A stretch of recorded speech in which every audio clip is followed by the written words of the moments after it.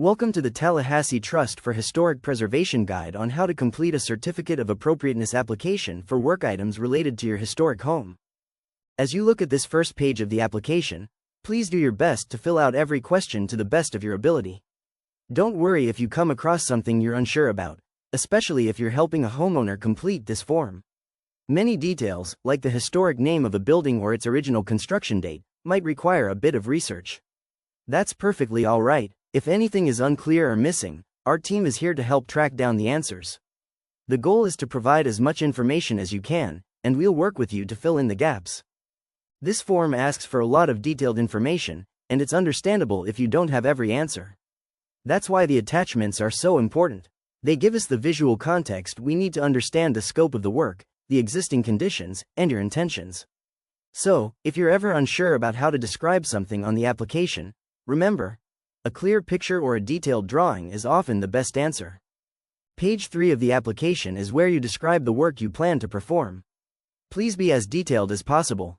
Help us understand the current condition of your home and the specific changes you want to make. The more detail you provide here, about the materials, the scope, and the methods, the better we can understand your project. This detailed description is essential for us to make a fair and informed decision. If we need more information or additional attachments to fully understand the project, we will contact you. Our goal is to work with you to ensure your application is complete and ready for review. Page 4 includes the Secretary of the Interior's standards for rehabilitation, the guiding principles we use to evaluate all proposed work. These standards help ensure that changes to historic properties preserve their historic character. When you describe your project and choose materials, keeping these principles in mind will help your application align with preservation goals. We're here to help you interpret and apply these standards to your specific project. Finally, at the bottom of page 4, the application must be signed. This signature, whether from the homeowner or their officially designated representative, confirms that they have read, understand, and agree to comply with the Secretary of the Interior's standards and all other requirements outlined in the application. This ensures everyone is on the same page before the project moves forward for review. The approval process length depends entirely on the scope of your project. For simple changes, a completed application can often be approved by our staff in a matter of days.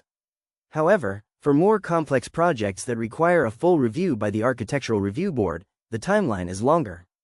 The board meets just once a month, and completed applications must be submitted at least 2 weeks before that meeting to be added to the agenda.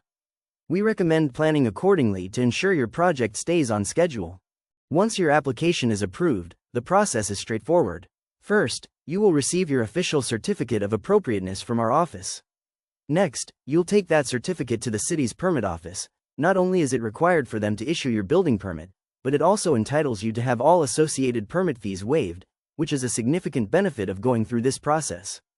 Finally, once you have your city permit, you're all set to begin the work, following the plans and standards you described in your application.